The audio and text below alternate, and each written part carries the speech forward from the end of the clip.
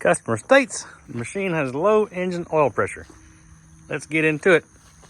First things first, let's make sure it's got oil in it.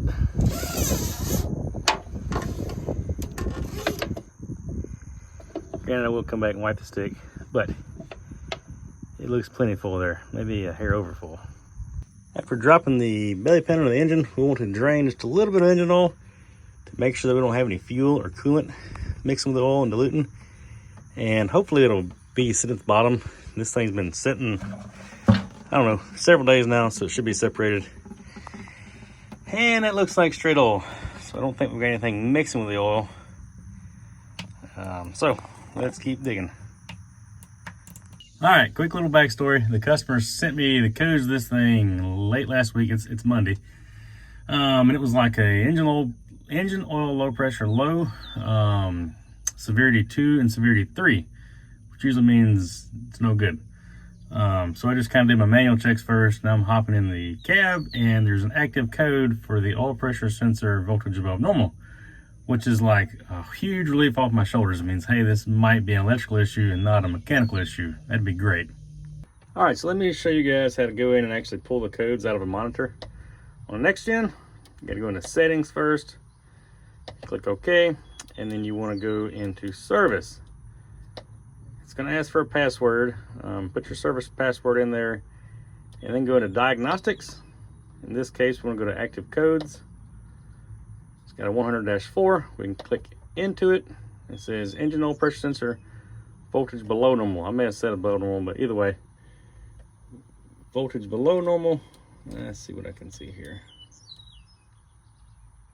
So we see the first and the last occurrences and the amount of occurrences.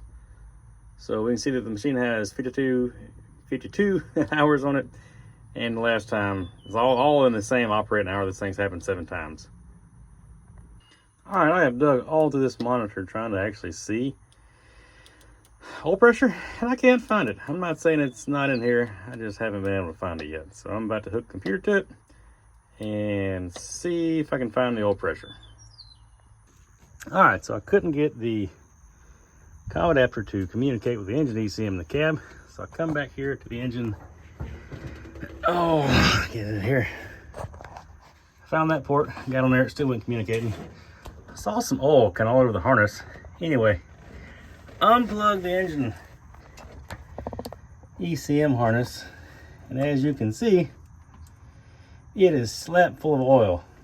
Now my theory is that the oil pressure sensor failed and started putting oil in the harness, and it wicked all the way to the ECM. So we're gonna clean this up real good with brake cleaner, and probably we're gonna stick a sensor on it too, but we're gonna clean it up and see if it'll start acting right.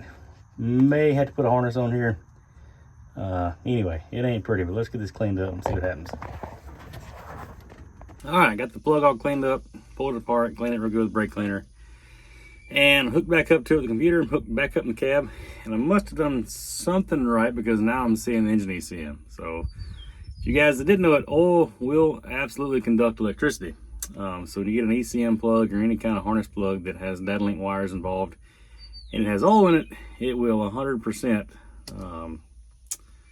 cause, what you want to call it, noise or interference over that data link. It'll screw with it. I'll just put it like that.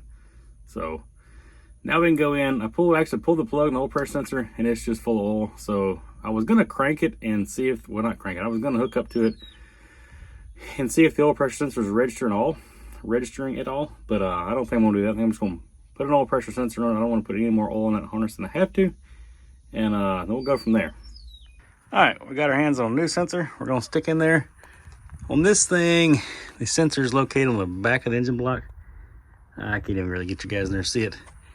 Not very fun to get to, but we're gonna see if we can't get it stuck in there. All right, here's the old sensor beside the new sensor. As you can see, it is full of oil down in that plug. I'm trying to get you guys over it without putting a shadow on top of it. Yeah, it's just, it's failed. So it gets oil pressure on this end, and what happens is somehow it fails internally, and oil actually comes through the electrical connection and gets into the harness. It's not every day you see that, but that's not the first one of these I've seen fail in that fashion. So as you guys could probably see, there was a pretty hefty engine oil leak around the bottom of that engine, and we wanted to address that too. But best I can tell, that leak was coming from around that oil pressure sensor and up around the ECM plug. There's nowhere up there for that to leak oil besides that oil going through the harness and getting back into that ECM plug. So it looks like we're going to knock out two birds with one stone here. Replacing that sensor, it should resolve our oil leak as well. So we'll see. All right, so we are getting ready to hook the computer back to this thing and monitor oil pressure. And it's raining. All right, just like that, we have 74 pounds of oil pressure on idle. It's been running just a minute here, trying to get this computer hooked up.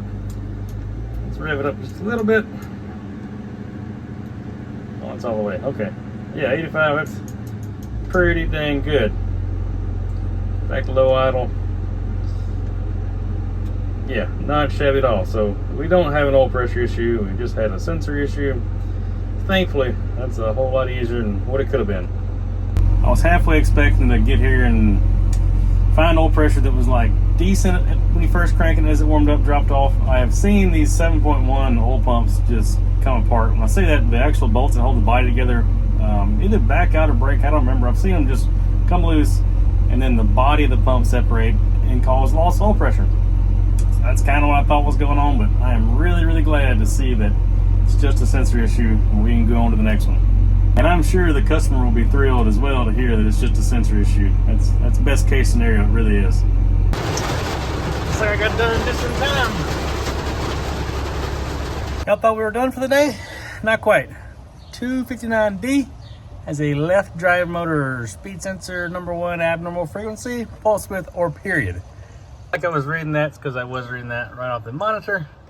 So let's see what we can figure out here. So there's actually like a #1 and #2. Oh shoot. There's that speed sensor, so let's fire it up and see if the #2 is working at all. All right, here goes.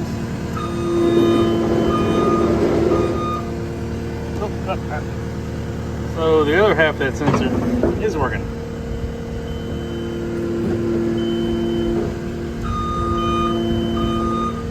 So that is one sensor that has two sensors built into one, more or less. It'd be like a 4-wire sensor with a power, ground, and then two signals for two different speed sensors built into one. So what that tells me is that sensor is there and intact and reading, but that one signal wire is likely damaged. So let's go inspect it and see. So this is what a 259 looks like, for those you didn't know. There's a speed sensor back behind there. Oh, somewhere in all that mess. You look right in there, you can see the harness. This hose right here on the very bottom is actually got a harness going through it. You can't really get to it with that track on there. You can kind of go in there, but it's pain in the butt.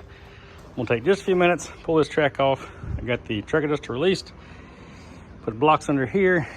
You pick the bucket up, put a block under here, push down, it'll lift the whole machine off the ground, and you can slide the track right off there. All right, there it is. That didn't really work. Just had to tilt the bucket down and pick up. But now we should be able to get the track off there. And it's raining. I sure am glad I'm under this shed. It is coming down like crazy out there. Once you get it loose, you just peel it off the front. Takes a little patience, but you'll get there. It's off the front and pry it off the final drive. And that's really as far as we need to go. I can now get in here and reach all this mess. So, there it is. All right, so we got the plug pulled. Harness is a little banged up, but not terrible. I'm gonna try to pull a schematic up and then repin that sensor, repin the plug to where I swap the 1 and 2 speed sensors around in the plug and see if the problem follows the harness or if the problem follows the sensor. All right, my schematic tells me that pin #1 and #3 are the speed sensor #1 and #2. So I'm gonna swap those around and see what happens.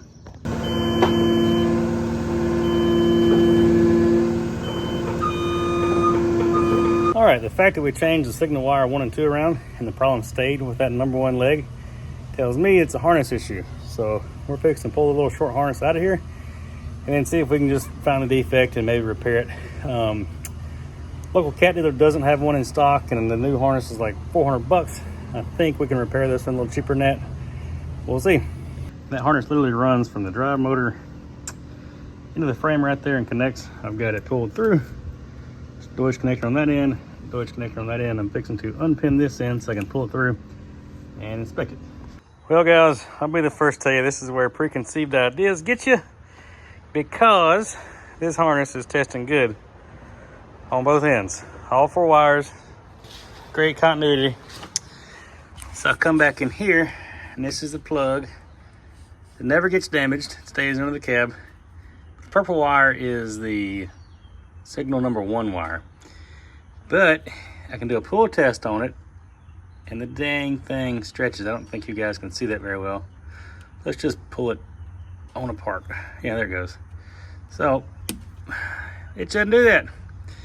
Not one-handed anyway. So the whole problem was a broke wire in that pin right there. And I've been out here chasing on the outside because like 99.99% of the time it's a dang broke wire or a bad sensor out here.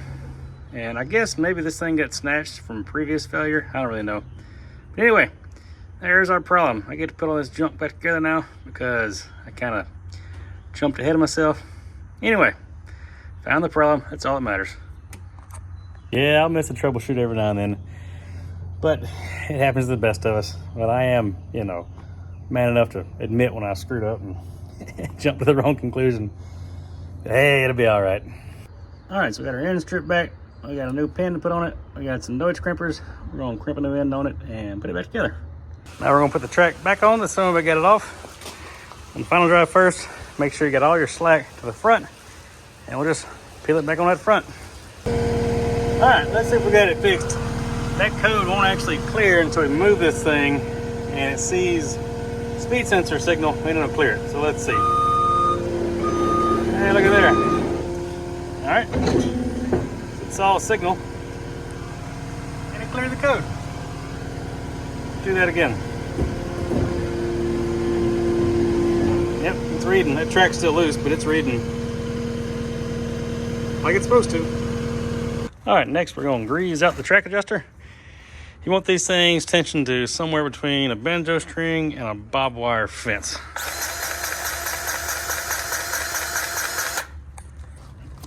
Yep, that should be good.